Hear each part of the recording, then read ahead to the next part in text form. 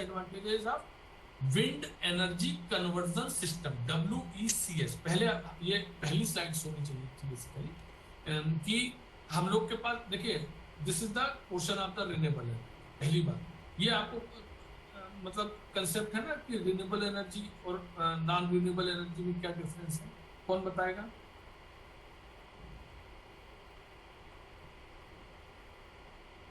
बताइए। जिसको सर दोबारा जनरेट किया जा सकता। हाँ अनुराग बोलिए। सर एक्चुअली क्या है कि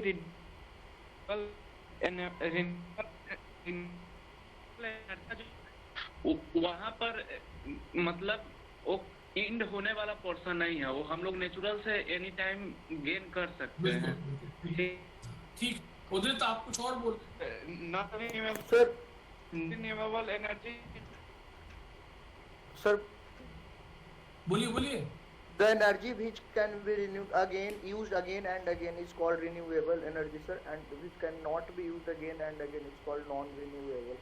हाँ, मतलब जो सिंपल अगर हम लोग बात करें कि अगर एग्जॉस्ट हो जाती है, खत्म होने लगता है, जैसे फॉर एग्जांपल कोल है, आपका पेट्रोल है, हम लोगों को डर है ना कि कुछ दिन यूज करते करते ये सब खत्म हो जाएगा ये सोर्सेस, तो देन ये एग्जॉस्टेबल है।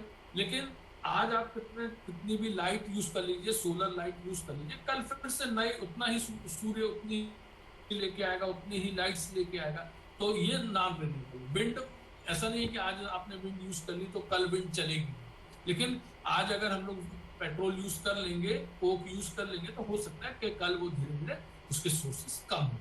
बिल्कुल सिंपल अगर लैंग्वेज में, लेमैन लैंग्वेज में अगर आप समझेंगे तो ये जो खत्म ना हो वो हमारी मतलब रिन्यूएबल एनर्जी है ना, रोज नई।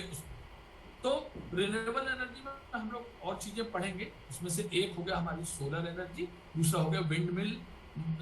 ये हमारी मेजर एनर्जी सोर्सेज हैं, जो कि अब रूरल में ज्यादा हो सकता है कि सिटीज में ये तो थोड़ा अभी भी इश्यूज है, उतना हम लोग यूज नहीं कर पा रहे हैं, लेकिन this is the best source for the of the energy in the rural in the rural areas. वहां पे रूरल एरियाज में क्यों हम लोग इस तरह की एनर्जी की बात करते हैं, क्योंकि जो कन्वेंशनल सिस्टम है कि हम लोग ने लाइट के कहीं पे हाइड्रो पावर स्टेशन लगा दिया, वहां से हम लोग पावर को ट्रांसमिशन किया, और जो तमाम वायर्स हैं, इलेक्ट्रिक वायर्स हैं, उसके थ्रू घर घर में लाइट पहुंचाई है। यहाँ इसलिए ये पॉसिबल होता है क्योंकि सारे जो घर हैं, इंडस्ट्रीज हैं, वो बहुत क्लोजली सेटल्ड होते हैं, एक दूसरे के आसपास होते हैं। जबकि विलेज लेवल पे क्या होता है, एक विलेज है, एक घर है, उसके कुछ दूर दो है। जो ट्रांसमिशन है ना, ये transmission loss as well as transmission service. 10 minute class ले लें, फिर आप बैठे थे तो ये जो इश्यूज है, मतलब इसको हम लोगों को डिस्कस करें, ठीक है। तो अब अगर एडवांटेजेस की बात करते हैं, तो एडवांटेजेस ऑफ द WECS क्या है? Wind energy conversion system. Wind energy conversion system मतलब विंड को एनर्जी में कन्वर्ट करने के लिए जो मैकेनिज्म, जो मशीन, जो सिस्टम यूज होता है, that is known as wind energy conversion system, है ना। तो it is renewable source of energy, ये हम लोग जानते हैं कि रोज नई हो जाती है। Wind power system are non-polluting, so it has no adverse influence on environment. On small scale up to few kilowatt system is less costly, ठीक है। तो ये इसके हमारे विंड एनर्जी के ये रिन्यूएबल एनर्जी को यूज करता है, रिन्यूएबल सोर्स ऑफ एनर्जी को यूज करता है। और विंड है तो कोई इसमें there is no operating cost. इन सब जो भी हमारे ये सिस्टम है, चाहे SPV हो, सोलर फोटोवोल्टाइक कन्वर्जन सिस्टम हो, या WECS हो, wind energy conversion system, it doesn't requires any operational cost. इनको once you have invested, you have purchase the system, then there is no further investment and it केवल repair maintenance लगेगा। लेकिन जैसे कि हम लोग इंजन करते हैं, डीजल इंजन है, थर्मल पावर स्टेशन है, न्यूक्लियर पावर, इसमें हमको हमेशा इनपुट को लगातार कंटिन्यूएशन में देना। लेकिन ये जो है, जो हमारे रिन्यूएबल एनर्जीज के सोर्सेज हैं, इन सब से जब हम करते हैं तो आपको कोई ऑपरेशनल कास्ट नहीं है। एसपीवी सोलर फोटोवोल्टिक सिस्टम एक बार लगा दीजिए, देन आपको रेगुलर इलेक्ट्रिसिटी मिलती रहेगी या उसको यूज होता रहेगा और आपको उसमें इन्वेस्ट नहीं करना। लेकिन अगर हम डिसएडवांटेजेस की बात करते हैं तो wind energy available is fluctuating in nature. ये इट इज क्लियर कि फ्लक्चुएट करता है, कभी आपको विंड की वेलोसिटी ज्यादा मिलेगी, कभी आपको विंड की वेलोसिटी कम मिलेगी। सेम चीज सोलर के साथ है। शुरुआत जैसे for example season two season, गर्मी में हमको ज्यादा विंड सोलर एनर्जी मिलती है, ठंड में कम मिलती है। मॉर्निंग में ज्यादा कम मिलती है, 12 बजे के आसपास 12 से 2 मैक्सिमम मिलती है, देन इट गोज डाउन, मतलब इसको नीचे चली जाती है। तो ये फ्लक्चुएटिंग है। तो अगर आपको कोई एक, क्योंकि लाइट के साथ जितने भी आप इंस्ट्रूमेंट्स की जब हम लोग बात करते हैं तो आपको ये चीज ध्यान रखना होगा कि सारे जो उनका फ्लक्चुएशन है, जो फ्रीक्वेंसी का फ्लक्चुएशन है वो मिनिमम रहेगा, तो आपके जो भी इंस्ट्रूमेंट्स हैं वो खराब नहीं होंगे। तो otherwise you have to use the stabiliser और वो सब चीजें हम लोगों को यूज करें। ठीक है। विंड एनर्जी जो है इसकी एक डिसएडवांटेज कह सकते हैं, wind energy system are noisy in operation, जो कि हम लोग को एसपीवी में कुछ नहीं पता चलता। सोलर जो फोटोवोल्टाइक सेल है उसको जब हम एनर्जी के सोर्स में यूज करते हैं तो आपको समझ में नहीं आएगा कि कोई भी नॉइज आ रही है। लेकिन जहाँ विंड मिल चलते हैं वहां पे नॉइज हमेशा वो, क्योंकि एयर को कट करता है ना, फैन चलेगा तो आवाज आएगी, फैन नहीं चलता तो कोई आवाज नहीं। सेम है, विंड मिल चलता है तो आवाज आती है, और चूंकि वो सारा जो ब्लेड्स है वो एक्सेल के थ्रू आपका एक बियरिंग सिस्टम पे लगे होते हैं, धीरे धीरे वो बियरिंग कट जाते हैं तो आवाज ज्यादा बढ़ने लगती है ना। तो उसको ये मेंटेनेंस उसमें चाहिए होता है। वो थोड़ा सा डिफिकल्ट इसलिए होता है कि बहुत 20 फीट 30 फीट या उतनी ऊंचाई पे रहते हैं तो उसको मेंटेन करना मुश्किल होता है, उसकी बियरिंग कट जाती है, कंटिन्यूएशन को 24 आवर्स घूम रहा है तो बियरिंग्स में प्रॉब्लम होती है और उसकी वजह से आवाज। अगेन अगर हम सोलर के कंपेयर में बात करते हैं, अभी हम लार्ज एरियाज आने के, अगर हम लोग हॉरिजेंटल एक्सिस और वर्टिकल एक्सिस में बात करते हैं तो vertical axis type of windmill में ज्यादा एरिया लगता है as compare to horizontal axis. लेकिन अगर हम विंड एनर्जी कन्वर्जन सिस्टम और सोलर एनर्जी कन्वर्जन सिस्टम में बात करते हैं तो हमारा जो हमारा विंड एनर्जी है it requires the more area. उनको सबको बैठा देना होगा ना, तो ये इसमें अंतर है। ठीक है। अब नेक्स्ट इसमें और है, wind power system have a relatively high overall wait generator coupling shaft for example large system a lot of X110 kg पर किलोवाट हेवी इंस्ट्रूमेंट। अच्छा, विंड मिल में क्या एक और है कि हम लोगों को एक विंड मिल से डायरेक्टली, विंड मिल और सोलर पावर में यही बेसिक डिफरेंस है कि विंड मिल में हम लोग ने क्या किया, सिंपल एक शाफ्ट को रोटेट करा है। देन अब आपको डायनामो चाहिए होगा या जनरेटर जिसको हम लोग बोलेंगे, उस जनरेटर से ये मैकेनिकल विंड एनर्जी ने क्या किया, मैकेनिकल एनर्जी प्रोड्यूस करी। तो इस मैकेनिकल एनर्जी को या तो आप डायरेक्टली यूज कर सकते हैं for the purpose of lifting of the ground water, या इसको हम लोग को कन्वर्ट करना होगा इलेक्ट्रिकल एनर्जी और उसको फर्दर यूज करेंगे। तो उसके लिए हम लोग को एक एडिशनल इंस्ट्रूमेंट चाहिए होता है that is known as the generator. और यही प्रॉब्लम होता है कि हॉरिजेंटल एक्सिस में ये जनरेटर हमको टावर के ऊपर प्लेस करना होता है, इसलिए जनरेटर का या टावर को थोड़ा रोबस्ट बनाना होता है। वर्टिकल एक्सिस में इसलिए भी इसको यूज प्रेफर किया जाता है कि इसका जो जनरेटर वाला सिस्टम होता है वो जमीन पे पिलर के रूप में नीचे रख देते हैं, तो वो चीजें प्रॉब्लमेटिक नहीं होती। जी सर नमस्ते, हेलो।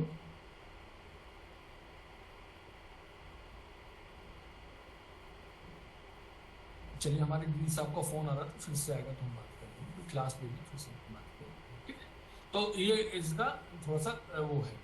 और present systems are neither maintenance free not practically reliable. Wind energy need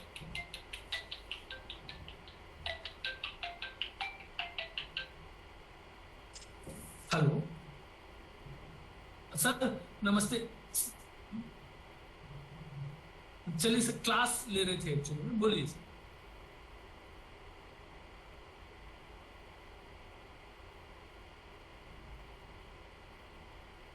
हाँ सर, हमने सर टाइम टेबल आपके यहाँ भिजवा दिया है, 31 तारीख को है। हाँ, अब वो सर जो हेड एजी वाले और उसमें और हार्ड कॉपी शायद अभी आपके ऑफिस में दे दिया होगा, बाकी मैंने ईमेल में डाला जो एक आईएएस ऑफिसर्स वाला है। जी ओके सर।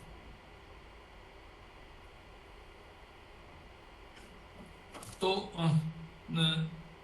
ये सारे इसके जो एडवांटेजेस और डिसएडवांटेजेस की बात करते हैं, ये हमारे पास है। चलिए अब अगर हम प्रेजेंट सिनारियो की बात करते हैं, पावर सिनारियो की, तो टोटल पावर जो हम लोग का है, मतलब total power it includes nuclear power, hydro power, सारे जो पावर्स हैं जिससे भी आप बिजली बन रही है, ये करीब हमारे इंडिया में 263.66 गीगावाट हमारे को बिजली हमारे कंट्री में उपलब्ध है। ठीक है, हो सकता है कि रोज इतना प्रोडक्शन ना हो रहा हो, लेकिन अगर मैक्सिमम प्रोडक्शन की जरूरत है तो इतना गीगावाट पावर हम लोग जरूरत, उसमें से मैक्सिमम जो अभी एनर्जी हमारा प्रोडक्शन हो रहा है या पावर प्रोडक्शन हो रहा है, that is on the from the non renewable sources. मतलब नॉन रिन्यूएबल सोर्सेस की जब हम बात करते हैं तो उसमें भी हाइड्रो इलेक्ट्रिक समझ में आता है आप लोगों को, जो हम लोग डैम पे इंस्टॉल करते हैं, वो हाइड्रो इलेक्ट्रिक पावर स्टेशन के पानी के प्रेशर से हम लोग शाफ्ट को चला के बिजली प्रोड्यूस, या थर्मल पावर स्टेशन, कोयले से जला के उसको पहले पानी से स्टीम बनाते हैं और उस स्टीम से हम लोग बिजली प्रोड्यूस करते हैं। जो भी ईस्टर्न यूपी में जितना भी ये जो हम लोग का जो ये पोर्शन है, क्या कहते हैं, नाम याद नहीं आ रहा है, वहां पर तमाम थर्मल पावर्स लगे हुए, ठीक है। और थर्ड वन जो है न्यूक्लियर पावर, अब जो कॉमन हो रहा है वो न्यूक्लियर पावर है। ये सारे हमारे जो ज्यादातर एनर्जी सोर्सेज हैं, that is from non renewable energy. और रिन्यूएबल एनर्जी में अभी हम लोग केवल 13% ऑफ द टोटल, इसका 13% जो है लगभग 35 गीगावाट का जो है वो हम लोग इससे प्रोड्यूस कर पा रहे हैं फ्रॉम द रिन्यूएबल एनर्जी। हाँ, कौन कौन हैंड रेज कर रहा बताइए? अनुराग, निहाल, बोलिए। Yes, sir. Sir, in the context of renewable energy, I mean all types of source use unit, we can say that it depends completely on the geographical condition. हाँ ठीक है, देखिए जियोग्राफिकल कंडीशन, लोकेशन, या ज्यादा appropriate word होगा location, है ना। Geographical condition वही है कि अगर वो कोस्टल एरिया है तो आप हम वहां पे विंड वेलोसिटी, विंड मिल को प्रेफर करें। अगर इक्वेटर के आसपास के एरियाज हैं तो वहां पे हम लोगों को ज्यादा अच्छा है एसपीवी यूनिट्स मिलेगा, क्योंकि हमारे यहाँ दिन बड़े होते हैं, लाइट अच्छी मिलती है, वर्टिकली डाउनवर्ड लाइट मिलती है, इसलिए हम लोग ये यूज कर सकते हैं। ठीक है। Yes, sir. Because we have seen like Tehri Dam योजना, मतलब पॉपुलेशन पे बहुत ज्यादा इफेक्ट पड़ा था, तो कुछ मतलब जो भी परियोजनाएं हैं ये और भी अदर टाइप के रिन्यूएबल एनर्जी सोर्सेज का मतलब जो कंस्ट्रक्शन को आप करते हैं, बहुत सारे मतलब ऑब्स्टेकल्स आते रहते हैं सर। डेफिनेटली उसका देखिए आजकल पूरा उसमें है कि बड़े डैम्स को अवॉइड किया जा रहा है, ये सब तो चल ही रहा है ना। उसका लोग विरोध करते हैं उससे, क्योंकि बहुत सारे एडवर्स इफेक्ट भी आते हैं, मतलब प्रॉब्लम होती है कि फ्लडेड हो जाता है, बहुत सारा एरिया बर्बाद हो जाता है। अगर हाइड्रो पावर की बात करेंगे तो आप देखेंगे कितना होता है, लेकिन कुछ एडवांटेजेस कुछ डिसएडवांटेजेस हैं, तो सभी को मिला के हम लोगों को यूज करना। लेकिन अगर दैट्स वाई जो अभी प्रेजेंट गवर्नमेंट है इसने बहुत इनिशिएटिव लिए, और अब हम लोग ये हो सकता है it may be old data, और अभी जो है इसका शेयर हमको लगता है इट्स अराउंड 20%। और we are the global leader. हम लोग के यहाँ सबसे ज्यादा सोलर पावर एनर्जी मिल रहा है और कई लोगों ने अप्रिशिएट किया है वर्ल्ड में, यूएन वगैरह सर में। ये जो सर 263 गीगावाट जो एनर्जी हम प्रोड्यूस करते हैं, ये टोटल कैपेसिटी है क्या? इंडिया की, हाँ, मैक्सिमम कैपेसिटी। सर अभी तो गवर्नमेंट ने 2022 तक 175 गीगावाट का ही रखा हुआ था टोटल। नहीं नहीं, ये इंस्टॉल्ड कैपेसिटी है। इंस्टॉल्ड अच्छा, कैपेसिटी इंस्टॉल यूज नहीं हो रहा है वो। हाँ, यूज नहीं हो रहा है क्योंकि कई बार क्या होता है ना, कुछ अंडर मेंटेनेंस रहते हैं। जैसे आप देखते होंगे जो थर्मल पावर प्लांट होते हैं ना, उसमें जो एक कभी इसको यूज कर रहे हैं, कभी उसको यूज कर रहे हैं, या वो जो न्यूक्लियर पावर प्लांट होते हैं एक प्लांट बंद कर देते हैं। इंस्टॉल्ड इतना है और वो अपनी 100% कैपेसिटी पे भी नहीं चलती है, ये भी दिक्कत है। कभी लीकेज है, जैसे थर्मल पावर के साथ बहुत प्रॉब्लम होता है कि कभी आप ग्रेड का कोयला नहीं मिला तो वो जितना उसके लिए मेगावाट का है तो उतना प्रोड्यूस ही नहीं होगा। तो ये स्टार्ट। Okay sir. निहाल, तुम पूछ रहे हो कुछ? नो सर, गलती से हो गया था। सॉरी। ठीक है, कोई बात नहीं। ठीक है, तो ये इंस्टॉल्ड में जब हम बात करते हैं तो 263 है और इसमें जो हमारा रिन्यूएबल एनर्जी का कंट्रीब्यूशन है दैट इज 34, और कमर्शियल सोर्स ऑफ एनर्जी मतलब source that cost coal, petroleum, electricity contribute only 50% of the total है। ये 50% है। और जो मतलब एक 50 ये हो गया, 13 ये हो गया, और बहुत सारे ऐसे एनर्जी के सोर्सेज हैं जो कि मतलब डॉक्यूमेंटेड नहीं है। उसमें न्यूक्लियर पावर एक आजकल ज्यादा आ गया है, और भी बहुत सारे गांव में, जैसे कई जगह रिमोट एरिया, जैसे फॉर एग्जाम्पल, पता नहीं आप लोगों को आइडिया है? सर ये एक क्वेश्चन है कि न्यूक्लियर पावर को किस में रखेंगे, रिन्यूएबल और नॉन रिन्यूएबल में?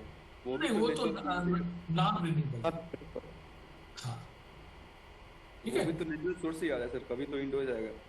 हाँ, कभी आप लोग कभी अंडमान निकोबार वगैरह में पता नहीं कुछ एक्सपोजर है कि नहीं, पहले वहां पे 100% जो इलेक्ट्रिसिटी जनरेशन होता था या डिस्ट्रीब्यूशन होता है वो थ्रू जनरेटर्स होता था, क्योंकि छोटे छोटे वहां पे आइलैंड है, तो वहां ऐसा है नहीं कि हम लोग तार खींच के एक आइलैंड से वो करें। तो सब जगह छोटे छोटे पहले डीजल सेट रखे थे, डीजल जनरेटर होते थे, और उनसे बिजली प्रोवाइड किया। अब तो उसको कन्वर्ट करके बहुत सारे को सोलर पावर यूज कर रहे हैं, कुछ विंडमिल्स वगैरह वहां लगाई है। दमन और दीव सर हो चुका है पूरा तरीके से सोलर पे। हैं? दमन और दीव जो आइलैंड है वो हो चुका है हाँ, तो ये हो रहे हैं। सोलर पे। हाँ, बहुत तेजी से उसमें काम हो रहा है। और वो गुप्ता जी कुछ पूछ रहे हैं क्या? यस सर, ये जो नॉन रिन्यूएबल एनर्जी है ये sir commercial source of energy में आएगा? अब तो सब कमर्शियल सोर्स हो गए हैं, मतलब नॉन रिन्यूएबल और रिन्यूएबल भी है। कोई बिक रहा है वो तो लोग बेच रहे हैं। आप लोग अपनी छत पे लगा लीजिए सोलर फोटोवोल्टाइक सिस्टम और उसको कमर्शियलाइज बेचिए। आपका जो ग्रिड है, अगर यूपी में है तो यूपी का जो पावर ग्रिड कारपोरेशन है वो आपसे बिजली खरीद रहा है। तो सब कमर्शियल हो गए। कमर्शियल इन द सेंस ये था कि पहले जनरली छोटी जब आज से 5 साल या 10 साल पहले की बात करते हैं तो जनरली क्या होता था कि विंड मिल तो हमारी कंट्री में नहीं यूज होती इंडिविजुअली, लेकिन सोलर जो सिस्टम थे, आप लोगों ने देखा होगा सोलर लालटेन, सोलर कुकर, वो सब एनर्जी को कन्वर्ट करके लोग इंडिविजुअली करते थे। That is not for the commercial, अपने दे आर फॉर ओन। लेकिन अब सिनारियो चेंज हो गया है और जो सोलर फोटोवोल्टाइक वाला है आप अपने घर पे इंस्टॉल कर लीजिए। इस समय लगभग 50% सब्सिडी गवर्नमेंट की है और उससे जो भी पावर जनरेशन होगी आपको केवल ग्रिड में वापस करनी है और उसको आप कैलकुलेट हो जाएगा। जैसे अभी हमारे जानने वाले हैं वो बता रहे थे कि उन्होंने इस साल कोरोना की वजह से या किसी भी वजह से लगभग 1500 यूनिट्स बिजली कंज्यूम करी है, यूज करी है और 2500 यूनिट उस एनर्जी को प्रोड्यूस किया। तो 1000 यूनिट उन्होंने गवर्नमेंट को दी। तो अभी उनका पैसे का सेटलमेंट हो जाएगा और वो डेफिनेटली दे विल गेट। अब ये कमर्शियलाइजेशन होगा कि कोई चीज आप उसको बेच नहीं सकते। तो ये चीज अब चेंज आ गई है। अगर आप लोग की अच्छी इच्छा थे तो अभी बहुत अच्छा मौका है, गवर्नमेंट सब्सिडी दे रही है, हम डेफिनेटली बोलेंगे कि आप इसको यूज करें। ठीक है, हाँ, अब नेक्स्ट Yes, sir. आ रहे हैं जो था एक और इंफॉर्मेशन है।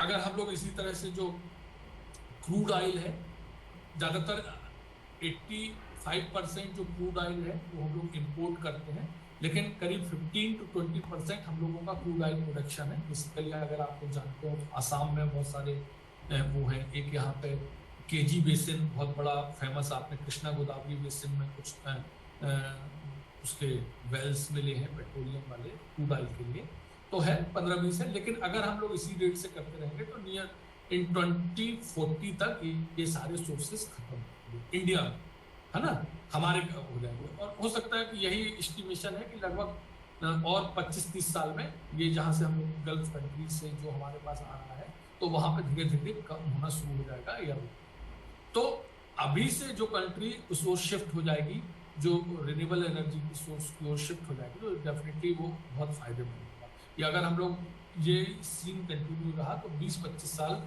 बाद हम लोग राजा हो जाएंगे और बाकी लोगों का वो है ना। तो 1 मिनट है, मैं थोड़ा सा बात करूँ। हाँ सर नमस्ते। हाँ नमस्ते मिस। हाँ ठीक है, बढ़िया है।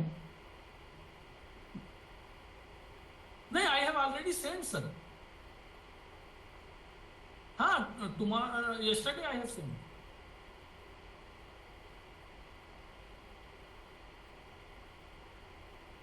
हाँ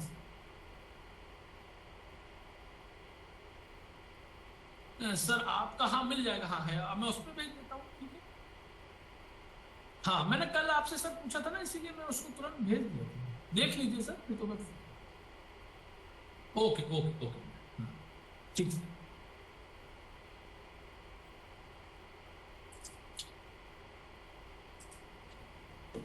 क्यों मीटिंग कम हट गए क्या हम? हेलो है सर आप ओके ओके पता नहीं। चलिए तो अब इस पे आ जाइए कि ये एक बेसिक फार्मूला है जिसपे कि कल हम लोग न्यूमेरिकल स्टार्ट।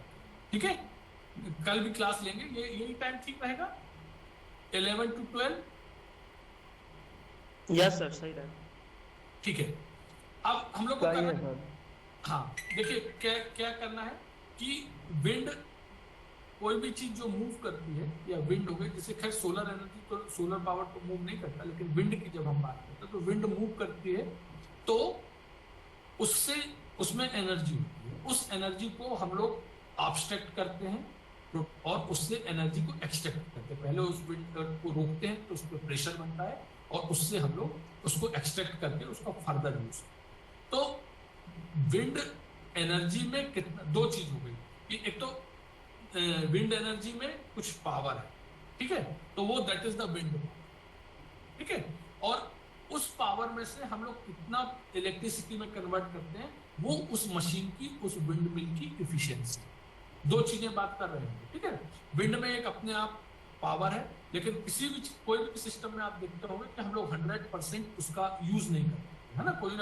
कोई अच्छी मशीन होगी तो 80%, 90%। जैसे आपको बता दें फॉर एग्जांपल, जैसे कोयला को जब हम बर्न करते हैं और थर्मल पावर स्टेशन में उसको यूज करते हैं तो केवल 30%, 35% हम लोग एनर्जी को इलेक्ट्रिसिटी में कन्वर्ट करते हैं। जितना कोयले में एनर्जी है उसकी हम लोग अगर कैलकुलेशन, मैथमेटिकल कैलकुलेशन करते हैं और उसको कन्वर्ट करके जब बिजली बनाते हैं तो केवल 30 से 35% करते थे। वो सबसे मतलब पुअर एनर्जी कन्वर्जन सिस्टम है, लेकिन स्टिल इन यूज, क्योंकि वो बहुत पहले इन्वेंटेड हो गया था। इसीलिए आप लोग देखते होंगे कि धीरे धीरे जो कोयले वाले इंजन थे उनको सबको हटा, क्योंकि उसमें क्या होता है कि वो एक्सटर्नल कंबशन इंजन से, कि बाहर उसमें एनर्जी का कंबशन होता है, दहन होता है और उसको फर्दर यूज करते हैं उसमें।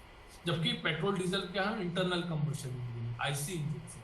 तो इसमें क्या होता है, जहां पे उस एनर्जी को यूज करना है वहीं पे हम लोग उस कोक, उस पेट्रोल, उस डीजल को हम लोग बर्न करते हैं। ये अंतर। तो जो इस तरह से कहीं जलाइए फिर कहीं ले जाइए, जैसे उदाहरण के तौर पे आप बाहर आग जलाइए, उसको किसी ट्यूब के थ्रू अपने कमरे में लाइए तो वो कम एनर्जी प्रोड्यूस करेगा, बहुत सारी लॉस हो जाएगी एनर्जी में। और जबकि दूसरा वाला जो सिस्टम है, वहीं पे आग जलाइए, वहीं पे हम लोग उसको खाना पकाएं तो वो हमारे लिए जरूरी है ना। तो इसी तरह से हम लोग बात कर रहे हैं कि जो दो चीजों पे बात करना है कि विंड में कितनी एनर्जी है, that is the wind power, और उस विंड से हम लोग कोई चीज यूज कर रहे हैं। जैसे जनरली विंड को क्या करेंगे हम लोग, कोई मोटर चलाएंगे, कोई पानी को लिफ्ट करेंगे या उसको कन्वर्ट करेंगे इलेक्ट्रिसिटी में, तो वो कन्वर्जन सिस्टम। तो बेसिक जो फार्मूला होता है विंड में कितनी एनर्जी है, दैट इज द डिपेंड्स, इसको कितना हम लोग एक्सट्रैक्ट कर रहे हैं, तो ये डिपेंड करती है बेसिकली कि विंड की स्पीड क्या है। सबसे इंपॉर्टेंट है, देखिए इसमें क्यूब है, कोई एस की पावर 3 या एस क्यूब, एस मतलब क्या है, स्पीड ऑफ द विंड। ये सबसे ज्यादा इंपॉर्टेंट फैक्टर है कि आप वो करें। और दूसरा ये है D, that is the diameter of the rotor wind mill. ये कितना बड़ा है, जितना बड़ा होगा उतनी ज्यादा एनर्जी, जितना छोटा होगा उतना कम एनर्जी ये प्रोड्यूस करेगा। दो चीज होती है ना, तो ये डायामीटर कितना बड़ा है एक चीज, और इसकी विंड बहुत सिंपल सा फार्मूला है जो कि हम लोग यूज करेंगे, ठीक है। तो बाकी ये सारे कन्वर्जन है, क्योंकि ये एक ये इसलिए कन्वर्जन है कि ये मीटर में है और ये जो है हमारा किलोमीटर पर आवर में है। अल्टीमेटली जो हमको यूनिट्स मिल रहे हैं वो किलोवाट। अगर कभी संभव होगा तो बोर्ड पे हम इसको एक्सप्लेन करके बताएंगे कि ये चीज क्यों 1.01 इंटू 10 की पावर -5 किया जा रहा है, ये इश्यूज है, ठीक है। तो विंड पावर को अगर आपको एस्टिमेट करना है, कैलकुलेट करना है, तो it is equal to 1.01 into 10 की power -5 D square S cube. D is the diameter of the rotor blade in terms of meter, and s is the wind velocity, wind की velocity है, that is in kilometre per hour, और जो wind power होगा ये kilowatt है ना। अब ये देखिए थोड़ा सा प्रैक्टिकल यूज की बात कर रहे हैं। आप लोग सब जानते होंगे कि जैसे हम लोग बल्ब खरीदने जाते हैं आपको, है ना, तो वो किस चीज में मिलते हैं, आप क्या बोल के बल्ब खरीदते हैं, वाट, ठीक है, अच्छा, हाँ ओके। और दूसरी चीज आप बताइए कि आपके घर में जो इलेक्ट्रिसिटी का बिल आता है, सबके घर में लगा होगा, वो किस बेस पे आता है, यूनिट किलोवाट पे आता है। नहीं यूनिट पे आता है, किलोवाट नहीं, यूनिट पे आता है। आप क्या वो लोड देते हैं सब किलोवाट का, हाँ, कितने किलोवाट का लोड दिए, टेंशन है वो किलोवाट है ना, यूनिट, ठीक।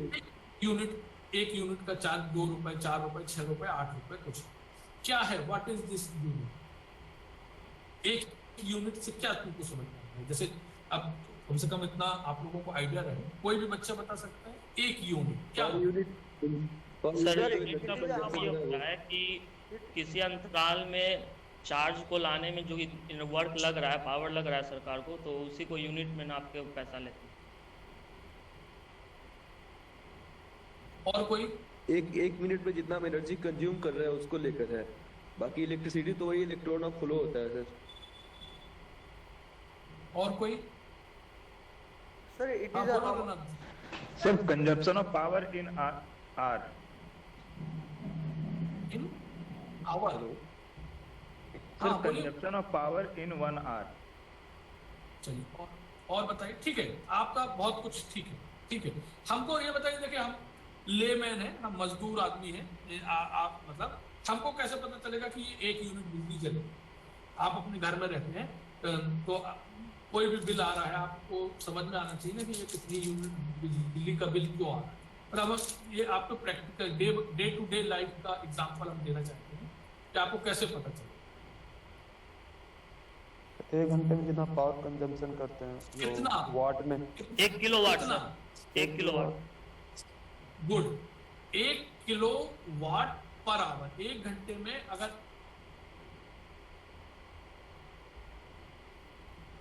बराबर पैसा देना। हाँ हेलो, यस आपकी आवाज कट गई थी, आपने बताया वो क्लियर सुनाई नहीं दिया। 1 किलोवाट 1 घंटे में अगर आप जो बिजली जलाएंगे तो दैट इज इक्वल टू 1, ठीक है। हेलो, यस सर, सिंपल अगर करें कि 100 वाट के 10 बल्ब, 100 वाट के 10 बल्ब, 10 बल्ब 1 घंटे तक जलाएंगे तो जो बिजली प्रोड्यूस होगी that is known as 1 unit electricity.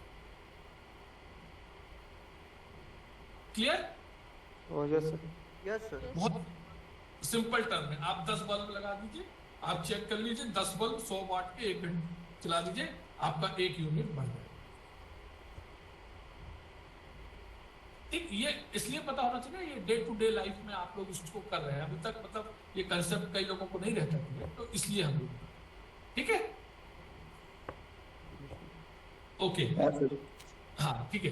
अब देखिए, एक हो गया, एक सिंपल फार्मूला हो गया। बहुत सारे बुक्स में अलग अलग तरह के फार्मूले दिए होंगे, सभी फार्मूले वही है। ये भी ये डी स्क्वायर एस क्यूब ही है, ये लिखने में थोड़ा सा गड़बड़ हो गया, ये डी स्क्वायर एस क्यूब। अब यहाँ पे अगर हम विंड पावर को एचपी में जब एक्सप्रेस करेंगे तो ये बताइए एचपी, हाँ हॉर्स पावर सर 746 हाँ, हार्स पावर और वाट, किलोवाट में क्या कोई 746 746 1 HP इज इक्वल टू 746 वाट। ठीक है, अगर आपने 1 HP का मोटर जलाया तो आपके 746 वाट या 0.746 किलोवाट आपकी बिजली जब वो जले। ठीक है, मतलब पौना यूनिट। 1 HP का अगर आप पंप चला देंगे 1 घंटे तो लगभग पौन यूनिट बिजली आपको खर्च करनी। ठीक है, यस सर। तो सर नेक्स्ट क्लास है सर। हाँ ठीक है, आप जाइए। अटेंडेंस हाँ कल नेक्स्ट सेम